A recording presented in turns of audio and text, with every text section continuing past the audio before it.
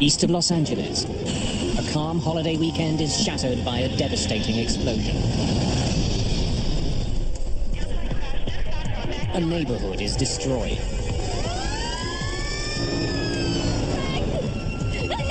I turned and saw my house totally on fire. All the houses behind me were all on fire. Fiery wreckage is strewn for blocks. Investigators must discover why this airliner crashed and find a way to stop it from ever happening again.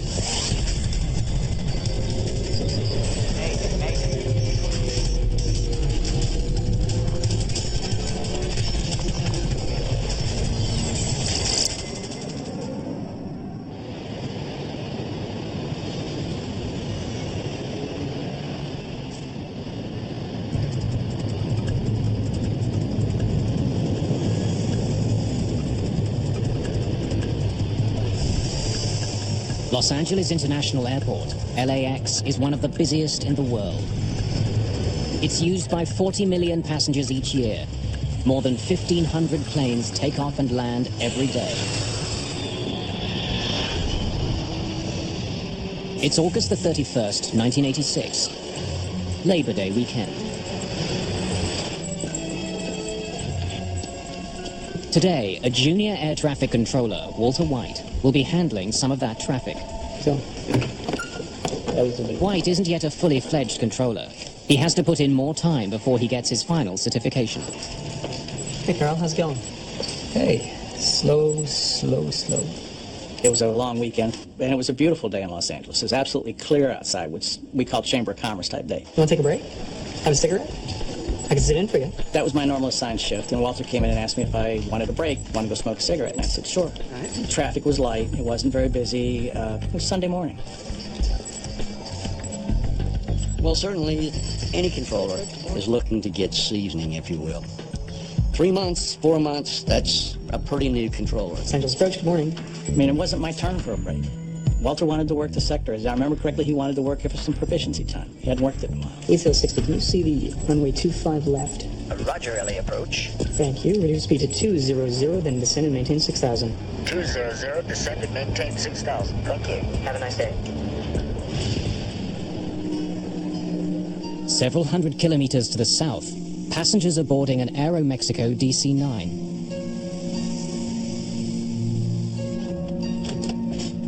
Dr. Donald Wong and his sons are returning from a highly successful fishing trip.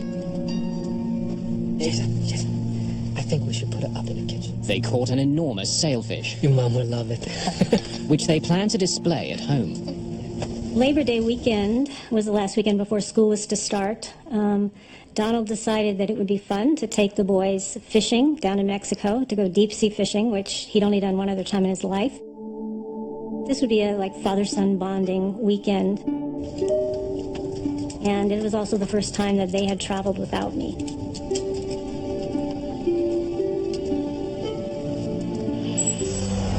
Just east of LA, the suburban city of Cerritos wakes up slowly. In the 1970s, this bustling community had been one of the fastest growing in Los Angeles County. My husband had been working out of town all week, and he was coming home for the weekend, and that Sunday morning I decided, let's just stay home, not go to church. I'm gonna go out and get your favorite things for a good breakfast. Javier, go and take a shower. And I left to go to the grocery store. In the home was Alex. He was 14. His twin sister, Angelica. She was asleep. He was asleep still. And Javier, that was my 16-year-old. And my husband. As Estrada leaves on her errand, Aeroméxico Flight 498 is just 20 minutes from LA. Captain Antonio Valdez-Prom is acting as co-pilot as they approach the city. First Officer Jose Valencia is piloting this leg of their journey. Ready when you are, Captain.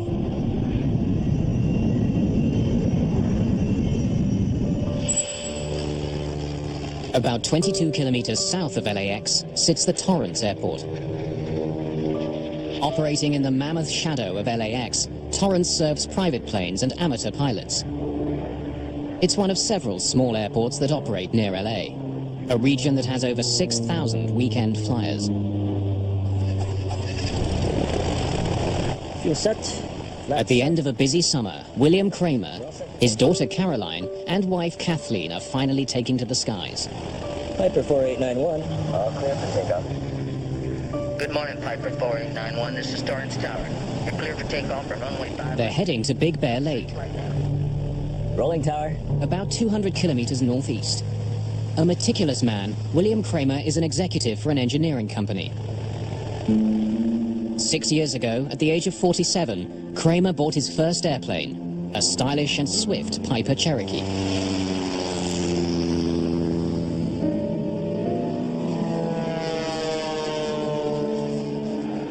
Wings west 5225, Los Angeles approach, depart Seal Beach, heading 320. Expect a visual approach, runway 25 left. Report airport in sight. Thanks. Walter White's job as arrivals controller is to make sure incoming planes keep well clear of each other. He's directing them to land on one of two runways. Visual approach, runway 25 left. Thank you. Southeast of LAX, the crew of Aeroméxico Flight 498 is still a few minutes from their first contact with Walter White. But in the skies above Los Angeles, a deadly series of events is about to unfold. Dozens of people who have never met will be bound together forever in a tragedy that will affect everyone who flies. Airspeed.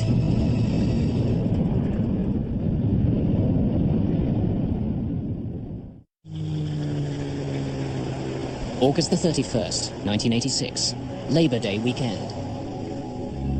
All clear for takeoff, Torrance. Just south of Los Angeles, William Kramer and his family are finally on their way for a long-awaited holiday. Okay. Just an hour to go, we're in Big Bear Lake. The reporting, visibility of 14 miles today. Pretty good. As the Torrance Airport recedes behind him, Kramer begins climbing to 3,000 meters on his way northeast to Big Bear Lake. Several kilometers away, a half-full DC-9 from Mexico is approaching Los Angeles International Airport.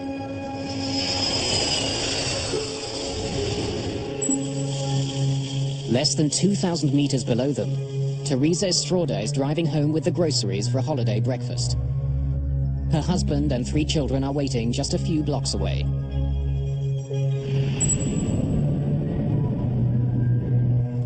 That's it. Holiday's over.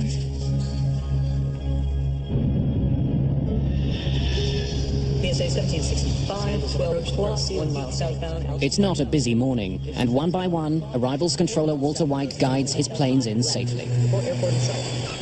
At 11:47 a.m., he gets his first call from Aeroméxico Flight 498. Los Angeles approach. Good morning. This is Aeroméxico 498.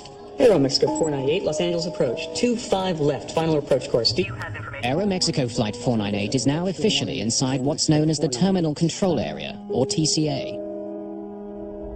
Sometimes referred to as the birdcage, the TCA is a complex piece of three-dimensional airspace around the airport. It's restricted airspace that's normally found around heavily congested airports or hub airports where the traffic density is extremely high and you need to control the access into and out of that airspace. Aeroméxico 498, traffic 10 o'clock, 1 mile northbound, altitude unknown. Roger 498. Aeroméxico 498, reduce speed to 190, then descend and maintain 6,000. As the Aeroméxico plane descends, William Kramer and his family continue climbing. I hope it's like this when we get to Big Bear. We should be able to see the ocean by now. Hon, take a look at the map and look around the 4-5 and see if you can see any kind of landmarks that we can use. What am I looking for? This is Aeroméxico. Walter White is keeping his eye on the Aeroméxico jet when his attention is abruptly drawn to another plane that's just appeared on his radar. It's not one he's expecting. One approach, 66 Romeo is on a flight from Fullerton. Cruising altitude is 4,500. We'd like following. The pilot of a small Grumman Tiger asks White to help guide him through the crowded terminal control area. Pilots are supposed to contact LAX approach before they enter the controlled airspace. This pilot could be in the path of incoming traffic. But before White can deal with the private plane, he gets a call from the Aeroméxico DC-9. What speed do you want?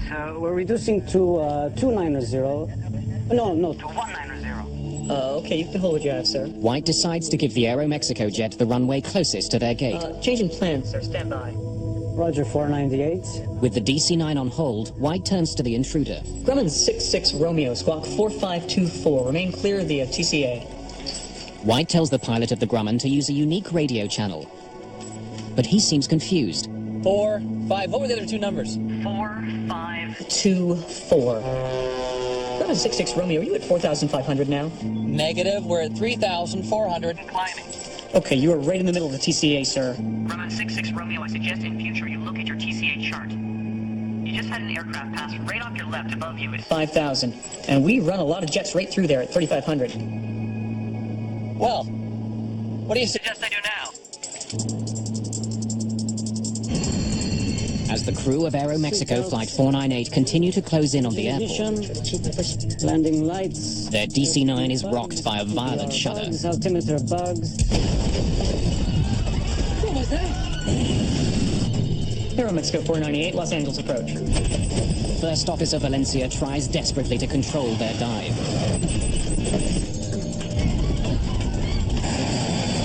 Aeroméxico 498. Los Angeles approach. This can't be.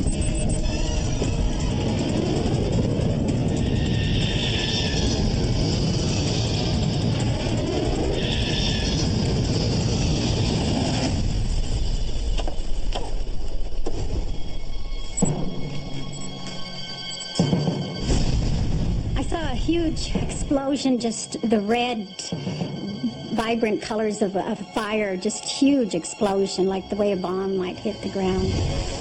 White is getting no response from the Aeroméxico jet.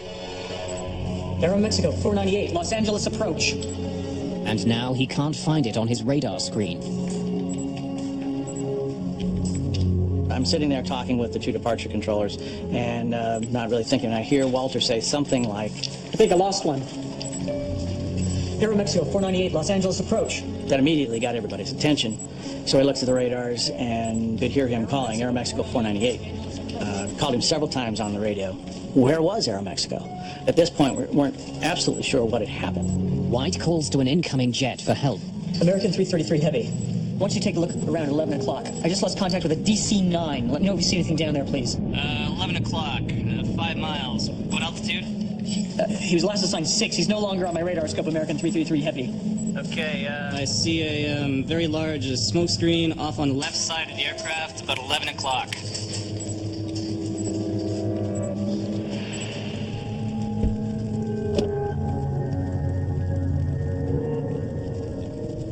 I went down the street to go to my house, and I saw a woman's head, that her body had been cut in a diagonal, and she was just laying there. There was nothing but debris and fires sporadically all over the place, and I could see the fire in the whole neighborhood.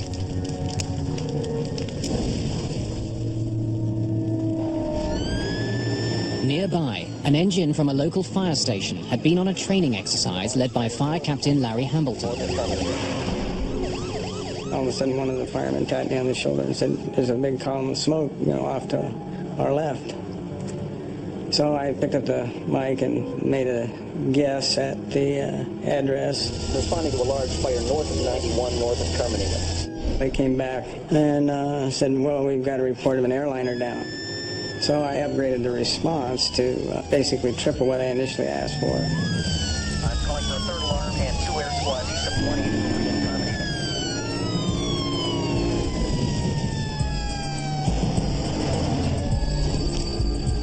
As we approached, I realized that in addition to the aircraft parts in the street, there were people, body parts, which changed the complexion of the whole thing.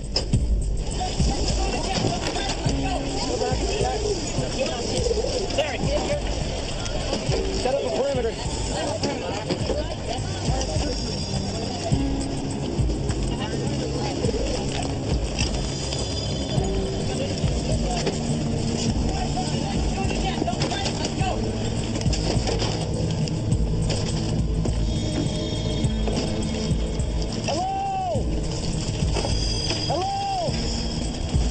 Can anybody hear me?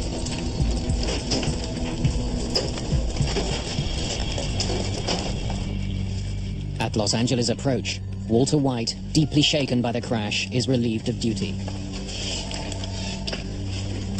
I remember watching Walter get up and walk out of the room by himself.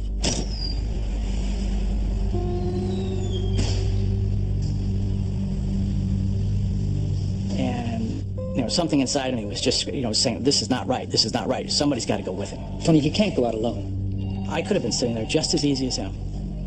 And I don't know if I'd have done anything different than he did.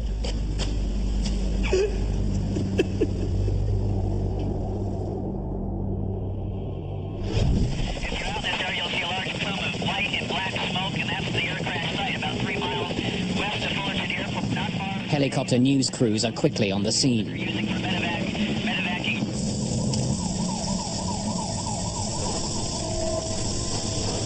There was a lot of fire in front of me, and my house is just totally on fire. Frank! Angelica! Let me out! Angelica! And I saw my neighbor. Where are they? I said to her, Rose, where's my family? What happened? And she goes, oh, honey, your family's in here. They're over here. We're looking for you. And within myself, all I could do was thank God that they were safe and sound.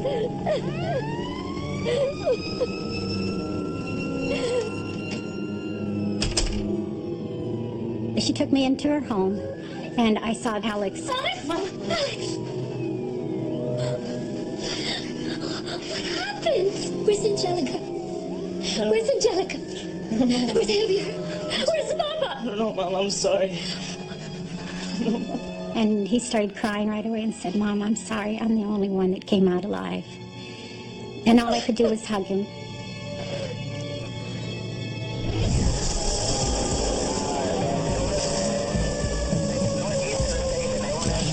Pieces of fuselage have torn through nearby homes, setting them on fire.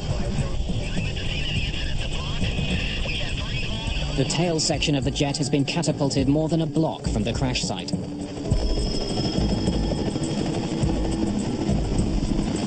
Hello? Is there anybody in here?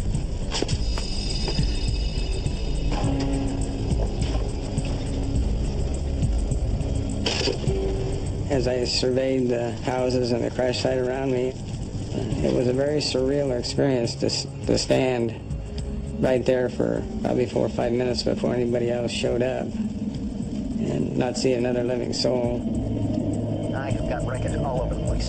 There are no survivors, just fatalities. I dealt with death on 1 or 2 or 3 people in a residential fire, but never a whole airliner full of people.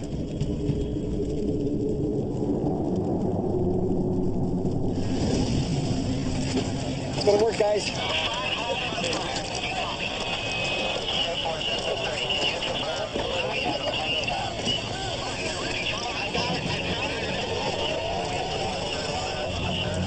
I don't think I ever saw a whole human being.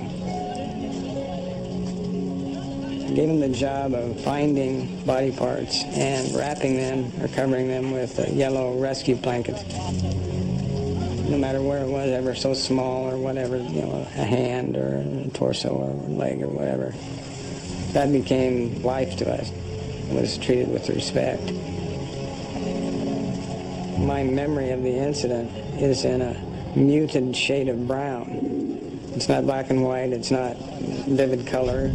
The grass isn't green, the houses don't have paint. It's all some muted brown shade. And I'm told that that's my brain's way of taking something violent and horrible and softening it a little bit so I can live with it and deal with it. The whole corner of this neighborhood has just been torn apart. Yellow sheets mark the bodies. I count 1, 2, 3, 4, 5, 6, 7, 8, 9, 10, 11 bodies right now.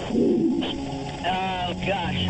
This neighborhood has just been devastated. 16 houses have been damaged, many of them completely destroyed.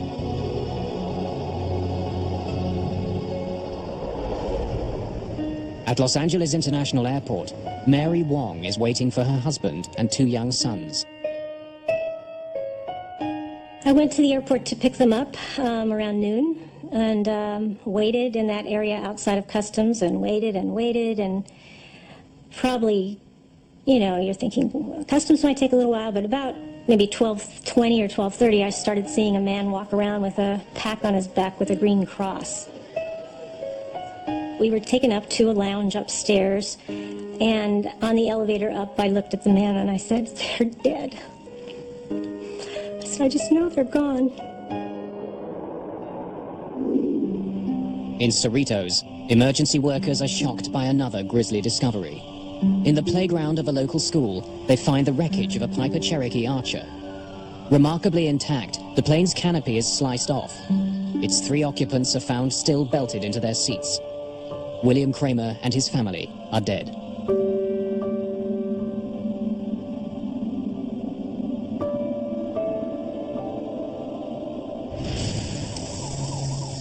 All the passengers and crew on Aeroméxico Flight 498 are also dead.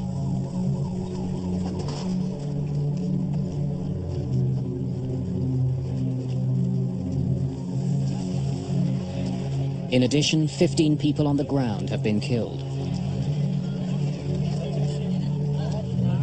It's a horrifying situation. 2 planes have crashed into a California neighborhood. Something's gone terribly wrong in the skies above one of the busiest airports in the world. Now investigators have to find out exactly what happened. On the last day of August in 1986, a lazy Labor Day weekend is shattered by an enormous explosion.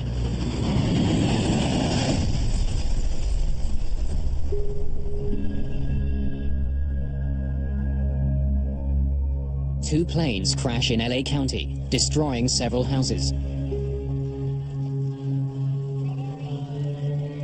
It's a grisly scene. Bodies are scattered throughout a devastated neighborhood.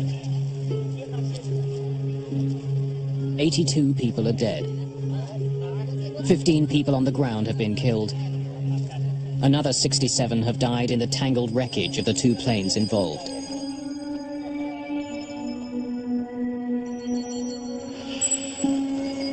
Investigators from the National Transportation Safety Board arrive that night.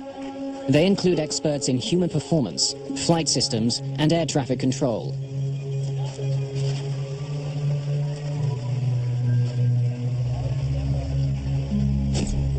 From the beginning, investigators are focused on the fact that there are 2 planes on the ground. It suggests a disturbing conclusion, that this was a mid-air collision. The idea that this had been a mid-air collision was already conveyed to us before we even launched out of Hangar 6 back when we got to Earth. They saw 2 wreckages coming down, and that's the way it got conveyed to us. With that idea in mind, John White and his team must painstakingly examine the wreckage. It's more now documenting where the major pieces were, and then looking at the pieces to see if you can determine how the aircraft, at what angle the aircraft may have come together at. Propeller marks on the tail of the DC-9 and paint from the Piper Cherokee reveal how the planes crashed. It looks like the Piper collided at the tail section of the DC-9, and the horizontal stabilizer came off. And once that happened, you can no longer control the pitch of the DC-9. The descending DC-9 and the climbing Cherokee met at a 90-degree angle.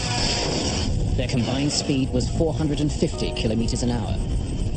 The impact tore off the airliner's tail section. Discovering how the planes collided is the first step. The more important question to be answered is why. To piece together the tragedy, investigators examined the DC-9's flight data recorder. It helps them pinpoint the exact location and altitude of Aeroméxico Flight 498. The DC-9 was inside the terminal control area, the controlled airspace of the Los Angeles airport. It was right where it was supposed to be. But the Kramer's Cherokee was also inside the TCA. With all of the jets taking off and landing at LAX, private planes must first get permission to enter this area. Piper 4891, all clear for takeoff, Torrance. William Kramer was a newcomer to Los Angeles, but investigators learned that he was well aware of the limits imposed by the TCA. He knew that it was restricted airspace.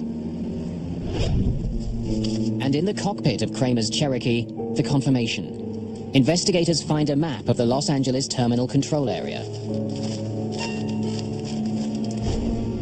investigators make another puzzling discovery. They learn that the Kramer's proposed flight plan took them from Torrance to Long Beach, then up to Ontario, and finally to Big Bear Lake, at a cruising altitude of 3,000 meters. That plan keeps him well out of the TCA. The fact of the matter is, the Cherokee flew into the TCA and hit the DC-9 in restricted airspace without a clearance. So how had Kramer flown into danger? And why hadn't he let anyone know? On the ground in Cerritos, one possible answer emerges. Heart disease runs in Kramer's family, and the initial autopsy results show a major blockage.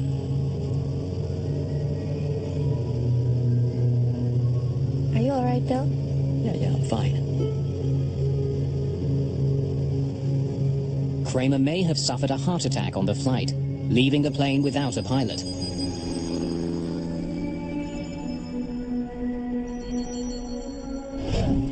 Samples of William Kramer's heart tissue are sent to the Armed Forces Institute of Pathology for testing. If he suffered a heart attack, it might explain why he didn't call in to LA approach. It's totally possible that he could have had the heart attack, fell back, pulled the airplane up, and that's why he didn't try and avoid the DC-9. But no matter why Kramer was flying in restricted airspace, Air Traffic Controller Walter White should have been able to see him. Kramer's plane should have appeared on White's radar. Before being questioned by investigators, White reviews the radio calls from that morning. He needs to be sure of what he said and what he saw. Richard Wentworth was one of the investigators who talked to White. At any time, did you see the Piper Cherokee on your scope? No. No, sir. The Piper's target was not displayed. It is my belief that it was not on my radar scope. He was positive that the aircraft was not there for him to see. NTSB investigators aren't satisfied with White's memory. While the radar data is being analyzed, news arrives from the Armed Forces Institute of Pathology about William Kramer's heart. Are you all right, Bill? Results from a detailed study of his body show that while he had advanced heart disease, William Kramer was not fighting a heart attack before the collision. Investigators must find another explanation for why the Kramer's flight went into the Los Angeles terminal control area. While he had submitted a flight plan, small planes like Kramer's Cherokee don't have sophisticated instruments. Like most private pilots, Kramer was navigating by landmarks like freeways. That meant keeping an eye both on the landscape below and the airspace around him. That's definitely the 405. Where is it again? John Andrews is an aviation expert who testified about the circumstances of the Cerritos disaster. The pilot of the Piper was navigating by visual landmarks, possibly attempting to follow parallel to a freeway, and that he had become confused about which freeway he should have been following. New to California, perhaps bewildered by the tangle of freeways below him, Kramer may have flown into the terminal control area without knowing it.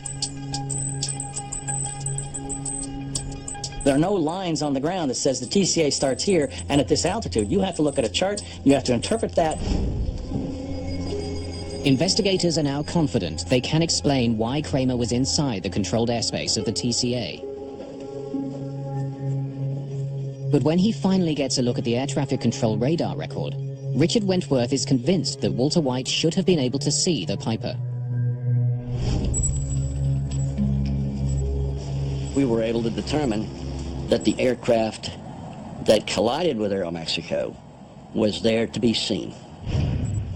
So why hadn't White reacted to the Kramer's plane if it was on his radar?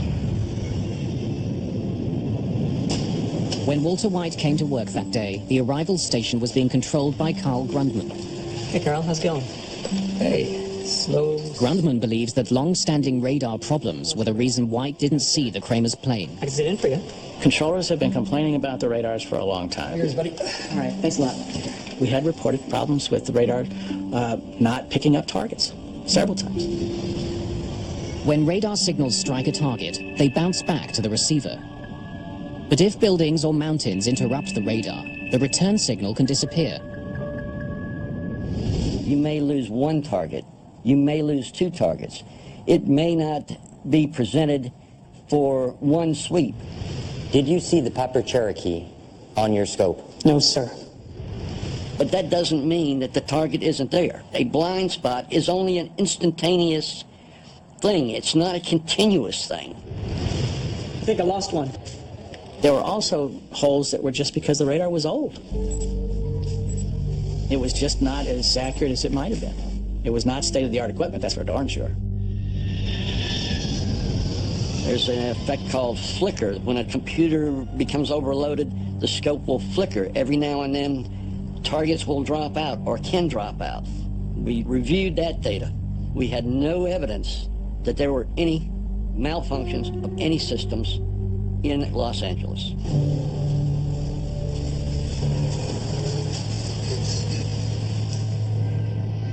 There is another possible explanation. If the Cherokee had appeared on the radar, White still could have missed it. Investigators focus on the other plane in the sky that day, the Grumman Tiger. Private planes are required to contact air traffic control if they're entering the terminal control area. But the Tiger was already deep into the TCA before it radioed Walter White. One approach, 66 Romeo is on a flight from Fullerton. Cruising altitude is 4,500. We'd like following. Grumman 66 Romeo, are you at 4,500 now? Negative. We're at 3,400 and climbing. Okay, you were right in the middle of the TCA, sir. There was an aircraft that was east of the airport, which he became involved in. That was what they called a violator. Grumman 66 Romeo. Suggest in future you look at your TCA chart. You just had an aircraft pass. The problem with the conversation between the controller and the pilot of the Grumman is that it went on too long. Why were you so mesmerized by the Grumman? I thought he posed a risk. This occurred during a critical time at which the two aircraft to the southwest of his display, which was the Aeroméxico and the Cherokee, were merging. But even if the Cherokee's signal did appear on White's radar, and even if he had seen it, investigators discover that White still would not have had all the information he needed. Radar signals only show controllers that a plane is in range. Transponders on planes can broadcast other information, including height and speed. But at the site of the Cherokee wreckage, investigators discover the plane's transponder is a basic model. It only sends out information on the plane's direction. It provides no information about the plane's altitude. So these controllers were pretty much used to seeing a little triangle which represented a VFR aircraft with no altitude readout, traversing all over the place. And unless they learned firsthand from the pilot, they had an expectation that the aircraft would not intrude into that airspace. Grumman 66 Romeo spot 4. Investigators believe that White's divided attention, perhaps made worse by an older radar system, explains why air traffic control never warned the DC-9 of the danger posed by Kramer's Cherokee. Any landmarks that we might be able to use as a visual. But there's another mystery that hasn't been solved. Studying the radar records from the day, NTSB investigators are startled by what they find. Neither the crew of the DC-9 nor the pilot of the smaller Cherokee took any evasive action before the crash. Both pilots appear completely unaware of each other. Definitely 405. Why hadn't the pilots of either airplane reacted? Visibility was over 20 kilometers. How could two planes collide in the clear blue sky? To try to get a better sense of what was happening inside the Aeroméxico cockpit, investigators listened to the airplane's cockpit voice recorder. Los Angeles approach, this is Aeroméxico 4. The flight crew had put Walter White on their overhead speakers. The microphone for the cockpit voice recorder was right beside the speakers. Depart Sealed Beach, heading 320. Much of what the pilot said was drowned out by White's voice. Reduce speed to 200, then descend and maintain 6,000. Altimeter bugs. The radar information paints a puzzling picture.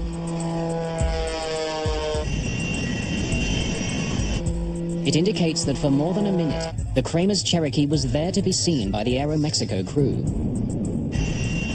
And if the Kramers had looked out of their right side window, they would also have seen the Aeroméxico jet. But neither plane altered its course. Neither plane took any action to avoid the deadly collision.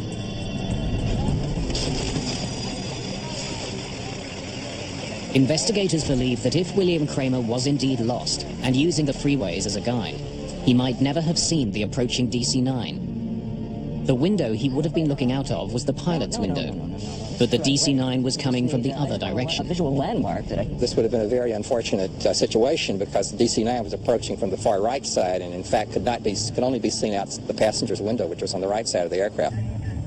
For the crew of the DC-9, the very size of the much smaller Cherokee could have prevented them from seeing the plane before it was too late. In some cases, when a small aircraft is closing very rapidly, by the time the aircraft becomes large enough for you to easily see it, it's almost too late to avoid the collision. The FAA generally has taken a sort of as a rule of thumb that you need about 12 seconds in order to see an aircraft, decide that it's a threat, and then execute an avoidance maneuver. In the case of the collision at Cerritos, by the time the aircraft became large enough to see, you were down very close to that 12-second limit. In case after case of mid-air collisions, we find out that the aircraft gave no indication that they saw each other until the time they actually collided.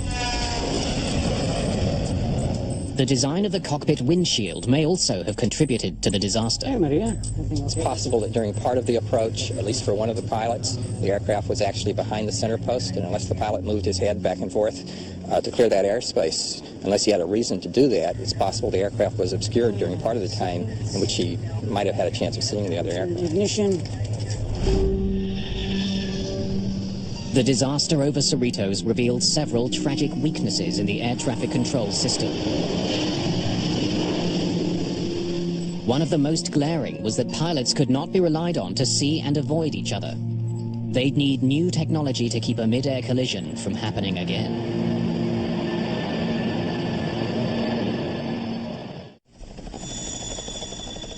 A small California neighborhood is rocked by a terrifying plane crash. 82 people are killed when a private plane slams into a large passenger jet. The devastation is enormous. More than a dozen houses are damaged, several leveled completely. The NTSB report makes it clear that there are glaring problems across the air traffic system. And these concerns must be addressed before, inevitably, there is another mid-air disaster. The FAA, which regulates the airline industry in the United States, acted swiftly to improve safety. A new kind of transponder was required for smaller planes, the kind that might have helped air traffic controllers recognize that the private aircraft posed a danger. If you had an aircraft that flew under a controlled airspace, you would have a transponder and you would be required to have altitude encoding or reporting. That way it would be no mistake as to whether you had an intruder or not. A new system called Mode C Intruder was also developed to warn air traffic controllers. Mode C Intruder is an automated program that is now incorporated in all our major radar facilities, that if an aircraft should inadvertently intrude, the controller will now be given a visual and an oral alert, thus giving him time to provide a timely warning to the pilot. Seatbelts, engine ignition. Even for the most diligent pilot, the old strategy of see and avoid had serious limitations. Those limitations would be addressed with the most important innovation of all. The major technological innovation that came out of the Cerritos midair was the congressional mandate that all air carrier aircraft operating within the United States would be outfitted with TCAS, Traffic Collision and Avoidance System. John Andrews worked on the team that developed TCAS. The TCAS collision avoidance system, which was under development, quite possibly could have prevented this accident. TCAS gives the pilot a traffic advisory at 45 seconds before the potential collision. Yeah, Maria. Everything okay back there? And then at approximately 25 seconds or so before the potential collision, a resolution advisory is given to actually tell the pilots to climb or descend to avoid the altitude of the other aircraft. See.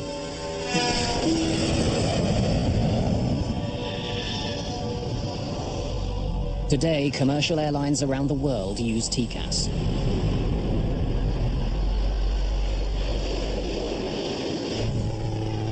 The pilot of the Grumman Tiger, the so-called third pilot whose actions may have played a part in the crash, was eventually charged for flying into controlled airspace in a careless and reckless manner.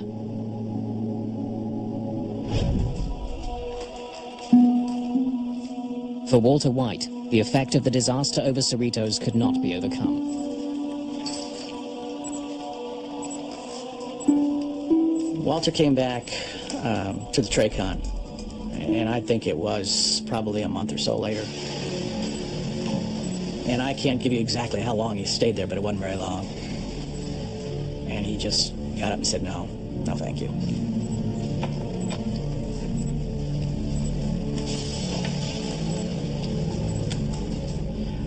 And as far as I know, he didn't talk to airplanes again.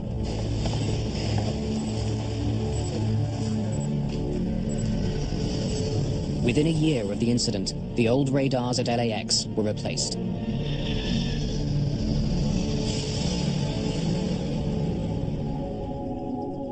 In Cerritos, a memorial garden now marks the day of the disaster. Mary Wong has since remarried, but the pain of returning home that day will never go away. There's nobody here. The house is empty. Derek was already living in an apartment in San Diego, and here I was no longer a mother, except to Derek, and I was no longer a wife. And so it shattered my whole world. Days after the disaster, Mary Wong met one of the few people who could fully understand her loss. I went to the memorial service, and it was very important to me to try to meet somebody else who had gone through this. And I knew from reading stories that Teresa had lost her husband and 2 children. And so I saw someone there who I thought was Teresa. She says, "Are you Teresa Estrada?" And I said, "Yes, I am." She says, "Well, my name is Mary Wong." And she says, I said, "I lost my husband and children also." I just wanted to grab her and hug her, because she was feeling what I was feeling. So we had an immediate connection, and we've maintained our friendship over these 20 years. Everyone who flies today has been affected by the mid-air collision over Cerritos. The disaster led to historic improvements in aviation safety. Since the full adoption of the TCAS system, there has not been another mid-air collision in the United States.